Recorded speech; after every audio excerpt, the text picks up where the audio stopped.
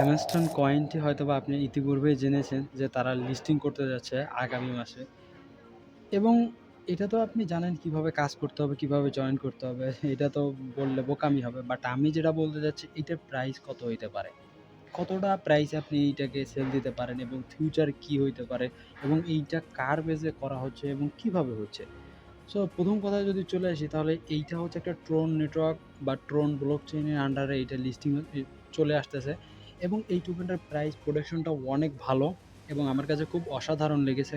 আপনি যদি এখানে একটু ভালো করে দেখুন, তারা ডেইলি ট্রেডিং ভলিউম এবং তারা আমাদেরকে 6 মান্থের ভেতরে এই প্রাইসটা কীরকম ইনক্রিজ হইতে পারে এটাও আমাদেরকে বলে দিয়েছে এবং ৬ মাসের উপরে বা ১২ মাস বা ১ বছরের ভেতরে এই টোকেনের একটা টোকেনের ভ্যালু কত হইতে পারে। বাট তারা এখানে আমাদেরকে কোনো ইনশিওর করে দেয়নি যে এতটা টোকেন সাপ্লাই আছে, এত এরকম বেসিক্যালি বা এতটা ডিস্ট্রিবিউশন করবে। বাট শুধু এতটুকু বলে দিয়ে দিয়েছে যে এই টোকেনটা আগামী মাসে লিস্টিং হবে। এইটাই শুধু আমাদেরকে অ্যানাউন্সমেন্ট করা হয়েছে এবং তাদের কোনো স্থানে কোনো স্থানে আমাদেরকে এখনও বলে দেয়নি যে তারা এই টোকেনটা, ঠিক আছে? এই টোকেনটা কিভাবে আমাদেরকে দেবে। এমন হতে পারে অনেক ক্ষেত্রে 60%, 10% ডিস্ট্রিবিউশন 100% করবে কিনা এরকম কোনো কিছু বলেনি।